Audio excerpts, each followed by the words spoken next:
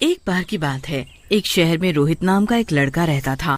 रोहित एक इंजीनियर था। रोहित के माँ बाप रोहित के लिए एक लड़की पसंद करते हैं। लड़की का नाम माया होता है और वो एक बहुत बड़ी पुलिस अफसर होती है। कुछ समय बाद रोहित और माया की शादी हो जाती है और वो शादी के बाद घूमने जाते हैं। वो एक रिजॉर्ट में ठहरते हैं। रिजॉर्ट बड़ा ही सुंदर होता है। उनके कमरे के सामने स्विमिंग पूल भी होता है। देखो, मैं तुम्हें कितनी अच्छी जगह लेकर आया हूँ। हाँ, सच में जगह तो बहुत ही खूबसूरत है। ऐसा मन कर रहा है कि बस हमेशा के लिए यहीं बस जाऊं। अरे कोई नहीं, हम हर साल यहाँ घूमने आ जाया करेंगे। तुम जैसा चाहोगी बिल्कुल वैसा ही होगा। रात हो चुकी होती है, इसीलिए दोनों खाना खाकर सो जाते हैं। आधी रात को रोहित के कानों में किसी औरत के चिल्लाने की आवाज आती है। आ, आ, बचाओ! आ, कोई है, कोई मुझे बचाओ!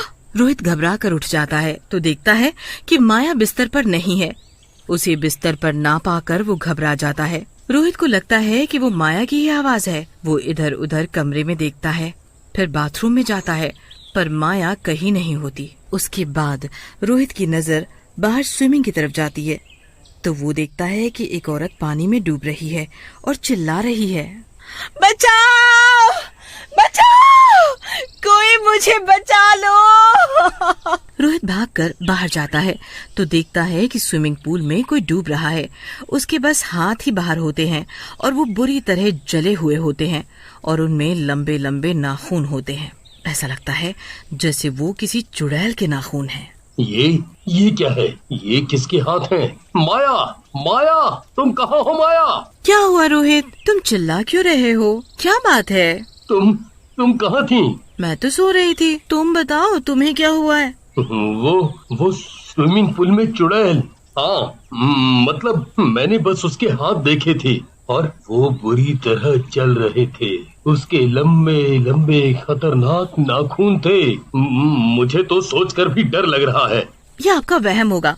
आप ना चलकर सो जाओ, सुबह आराम से उठना और देखना सुबह तक आप सब भूल जाओगे। आओ चलो। अगले दिन दोनों बाहर घूमने जाते हैं। पूरा दिन घूमने के बाद जब दोनों थक कर सो जाते हैं, रात को फिर से रोहित को चिल्लाने की आवाज आती है। रोहित उठता है तो उसे उसी स्विमिंग पूल में माया दिखती है और वो डूब रही होती है। रोहित बिना सोचे समझे पानी में कूद जाता है।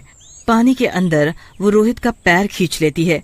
रोहित को अपने सामने साफ साफ एक जली हुई चुड़ैल दिखाई देती है। रोहित डर कर बाहर आने की कोशिश करता है पर वो चुड़ैल उसे पकड़ लेती है। रोहित पानी में छटपटाने लगता है पर चुड़ैल उसे फिर भी नहीं छोड़ती। अब तो रोहित को सांस लेने में भी दिक्कत होने लगती है। रोहित अपनी पूरी जान लगाता है और झटके से अपना हाथ चुड़ैल के हाथ से छुड़ा लेता है और वो बिना वक्त बर्बाद किए बस जल्दी से जल्दी पानी के ऊपर आता है तो वहाँ सामने माया खड़ी होती है। रोहित, रोहित, जल्दी आओ, मेरा हाथ पकड़ो, रोहित। माया, माया, वो चुड़ैल, माया, वो चुड़ैल। शांत रहो रोहित, शांत। रोहित शांत। तुम बस मेरा हाथ पकड़ो।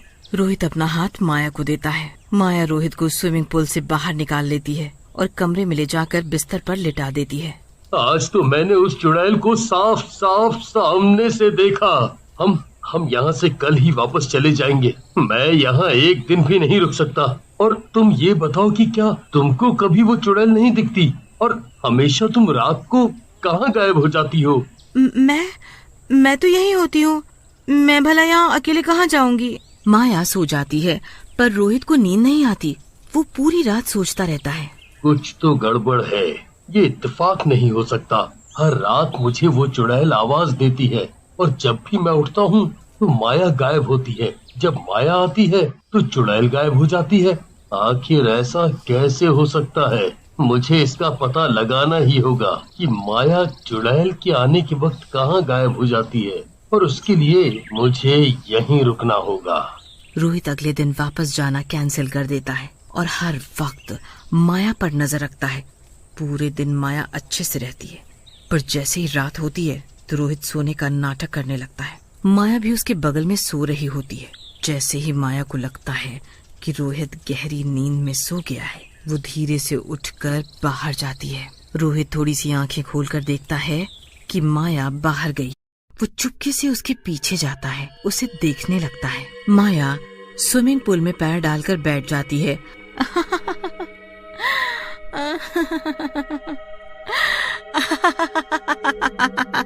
ये ऐसे अजीब तरीके से क्यों हंस रही है? रोहित माया को देख ही रहा होता है कि अचानक माया एक चुड़ैल में बदल जाती है और बुरी तरह चिल्लाने लगती है। बचाओ, कोई बचाओ मुझे बचा लो, मैं मर जाऊंगी, मुझे बचाओ। चुड़ैल स्विमिंग के आसपास भागने लगती है और फिर अचानक पानी में कूद जाती है। पानी में कूदने के बाद वो फिर से चिल्लाने लगती है, मैं डूब जाऊंगी, मैं मर जाऊंगी, मुझे कोई बचाओ, मुझे बचाओ। हे भगवान, ये चुड़ैल है या माया? मैं क्या करूं? नहीं, ये माया ही है। मुझे जल्दी से माया को बचाना होगा।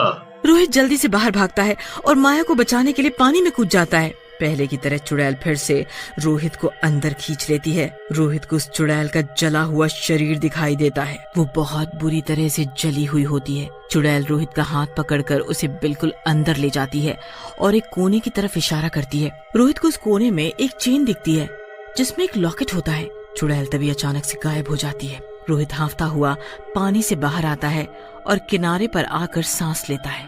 तभी माया आती है। रोहित, तुम यहाँ क्या कर रहे हो?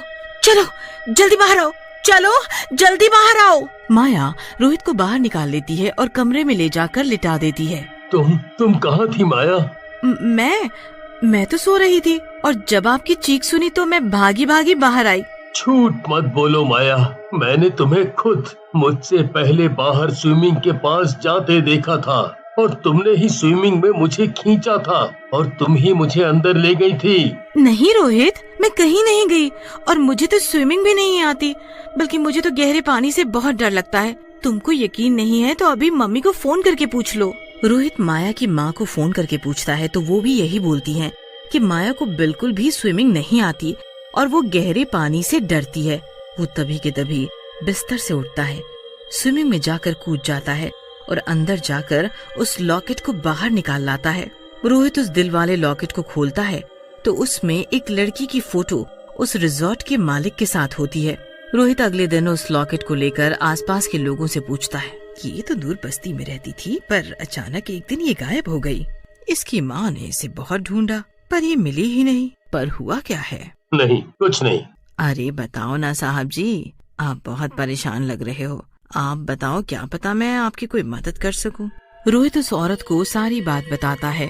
वो औरत जल्दी से रोहित को एक तांत्रिक के पास लेकर जाती है और तांत्रिक को सारी बात बताती है कि रोहित के साथ उस रिजॉर्ट में क्या क्या हो रहा है। तांत्रिक रोहित को 2 लॉकेट देता है। एक लॉकेट अपनी बीवी को पहना देना और एक खुद पहन लेना। मैं जानना चाहता हूँ कि ये लॉकेट वाली लड़की चुड़ैल बनी कैसे? आखिर क्या हुआ था इसके साथ? रोहित लॉकेट लेकर आ जाता है और माया को वो लॉकेट पहना देता है। उसके बाद वो रात होने का इंतजार करता है। जैसे ही रात होती है वो चुड़ैल माया के शरीर में आने की कोशिश करती है पर उसके गले में पड़े लॉकेट की वजह से वो ऐसा नहीं कर पाती। नहीं, ऐसा नहीं हो सकता। इसने ये लॉकेट क्यों पहना? अब मैं इसके शरीर में कैसे जाऊंगी? उसके बाद वो गुस्से में स्विमिंग पूल में कूद जाती है। रोहित उस वक्त सोने का नाटक कर रहा होता है और जैसे ही वो चुड़ैल के पानी में कूदने की आवाज सुनता है वैसे ही वो भी जल्दी से स्विमिंग पूल में कूद जाता है। अंदर उसे वो चुड़ैल दिखती है पर इस बार रोहित उस चुड़ैल का हाथ पकड़ लेता है कि उसके साथ क्या हुआ है। मुझे मार डाला। मैं इस रिजॉर्ट के मालिक से प्यार करती थी पर उसने मुझे धोखा दिया। उसने मुझसे भी शादी कर ली और किसी दूसरी लड़की से भी। जैसे ही मुझे ये बात पता चली तो मैं सीधा यहाँ आ गई। उसकी दूसरी बीवी को भी सब बताने जाने लगी तो उसने मुझे यहीं जिंदा जला डाला और बस खुद को बचाने के लिए स्विमिंग पूल में कूद गई। जैसे ही रोहित उस चुड़ैल की बात सुनता है वो उस चुड़ैल का हाथ छोड़ देता है और जल्दी से बाहर आ जाता है। वो सारी बात माया को बताता है। वो उस रिजॉर्ट के मालिक को गिरफ्तार करवाती है। उसके बाद उसे उम्र कैद की सजा हो जाती है। चुड़ैल को इंसाफ मिल जाता है और उसकी आत्मा को मुक्ति मिल जाती है।